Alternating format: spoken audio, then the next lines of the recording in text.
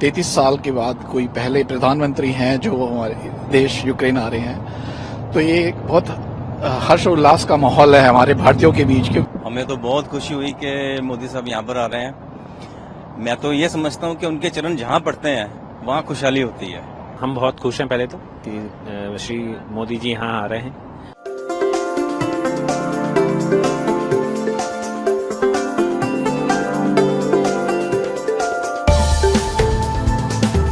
मोदी जी से यही गुजारिश है कि प्लीज इस वॉर को बंद कराने के लिए इनको ऐसे मैसेज दीजिए ताकि ये पीस एग्रीमेंट करे, सीज फायर हो और एक नॉर्मल जिंदगी शुरू हो सके जिससे हम आराम की नींद सो सके। वो कुछ ऐसा करें कि ये लड़ाई रुक जाए, और ये हमारा विश्वास है कि वो ही ये काम कर सकते हैं और कोई नहीं कर सकता काम। हम लोग चाहेंगे कि वो इस 900 दिनों की जो वॉर है उसे विश्राम लगाएं या उन पे खत्म करें। हमारी जो नेबरिंग कंट्री है जो अटैक कर रही है इस वक्त रशिया, उनको भी पता लगेगा कि हमारे प्रधानमंत्री हमारे यूक्रेन के साथ भी हैं, ना कि सिर्फ रशिया के साथ।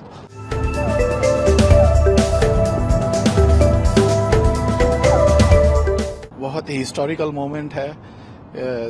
91 के बाद अब 33 साल के बाद कोई पहले प्रधानमंत्री हैं जो हमारे देश यूक्रेन आ रहे हैं, तो ये एक बहुत हर्ष और उल्लास का माहौल है हमारे भारतीयों के बीच, क्योंकि करीब 900 दिन हो गए हैं इस लड़ाई को चलते हुए। अब इस पे वक्त आ गया है कि इसको खत्म होना चाहिए, क्योंकि या तो ये एस्केलेट होगी तो थर्ड वर्ल्ड वॉर की तरफ जाएगी, और नहीं तो इसको अभी बंद होना चाहिए। बंद कराने के लिए एक ही उम्मीद है हमारी कि मोदी जी आए और इनके बीच में सुलह कराएं।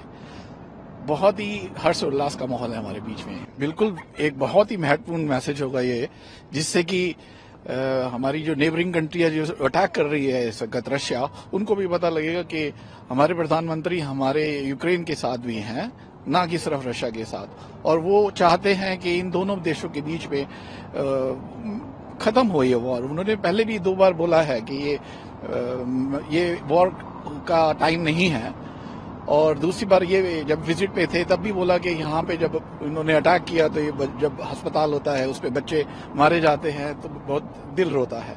तो इससे साफ मैसेज मिलता है प्रेसिडेंट पुतिन को भी कि ये वॉर बंद कीजिए।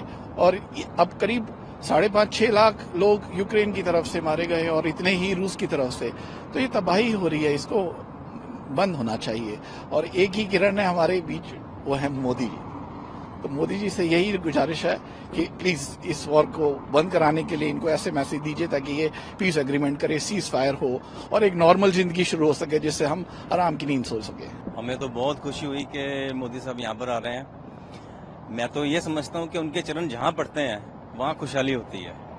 और मेरा ये मानना है कि जैसे एक देवलोक से कोई देवता आ रहे हैं यहाँ पर, और यहाँ पर आके वो जरूर एक ऐसा काम करेंगे जैसे हम लोग सब जने सुखी हों, क्योंकि इस टाइम वॉर के टाइम हम सब जने बहुत दुखी हैं, और हम चाहते हैं कि यहाँ पर खुशहाली हो और प्रॉस्पेरिटी आए यहाँ पर, जैसे पहले वॉर से पहले थी वैसे प्रॉस्पेरिटी आए। इस दौरे से क्या उम्मीद रखते हैं आप? इस दौरे से हमें बहुत उम्मीद है मोदी जी से कि मेडिएशन का बीच का काम तो चलो हमने सुना था वो नहीं करेंगे, लेकिन वो कुछ ऐसा करें कि ये लड़ाई रुक जाए, और ये हमारा विश्वास है कि वो ही ये काम कर सकते हैं और कोई नहीं कर सकता काम। वो इसलिए क्योंकि उनके कदम, मैंने शुरू में ही बोला, जहां पड़ते हैं वो शुभ है। आप जब वो सीएम थे गुजरात से और जब अब इंडिया जहां तरक्की कर गया है वो देखो, बड़ा फर्क है। और उसके बाद उन्होंने जो श्री राम जी के वहाँ अयोध्या जी में, देखो वो उनका इंतजार कर रही थी अयोध्या जी जब मोदी जी बने और उनके हाथ से सब कुछ हो।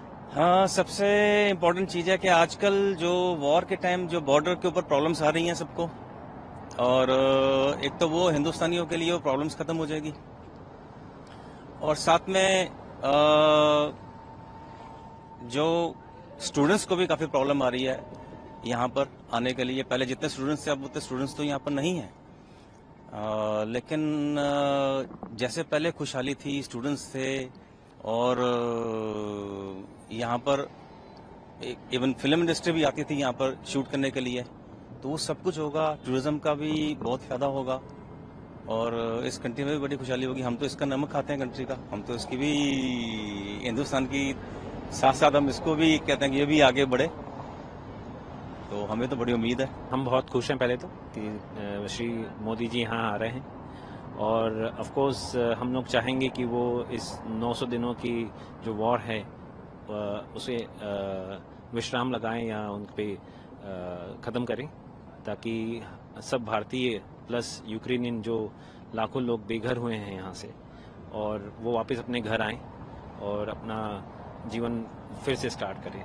क्योंकि मेरे हिसाब से यूक्रेन एक ऐसी जगह है जो इंडिया के लिए महत्वपूर्ण है, क्योंकि यहाँ पे जो यूक्रेनियन और भारत का बिजनेस है वो वॉर से पहले लगभग 1 बिलियन से ऊपर रहा है, और वो वापस से हो, जिसमें साइंस एंड टेक्नोलॉजी है, डिफेंस सेक्टर्स हैं, एजुकेशन सेक्टर हैं। हमारे पास काफ़ी लाखों डॉक्टर्स जो हैं यहाँ से पढ़ के इंडिया जाके अपनी सेवा देते थे और लाखों जिंदगियों को बचाते थे इंडिया में, और ताकि ये वापस शुरू हो जाए, बिकॉज वॉर के बाद यहाँ पे ये सब कई गुना कम हो चुका है, और वॉर के स्टॉप होने से ये सब वापस शुरू होगा।